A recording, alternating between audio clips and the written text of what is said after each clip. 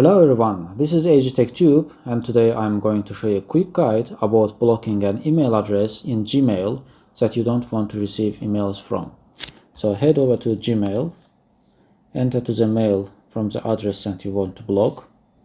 Now press these three buttons for more and go to Block Word Digest. Hit the block button. As you can see, the email address has been blocked and the new message from this sender will be sent to spam folder.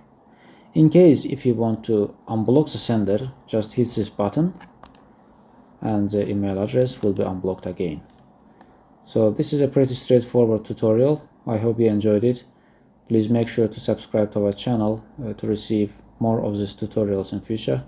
Thank you. I will catch you in the next one.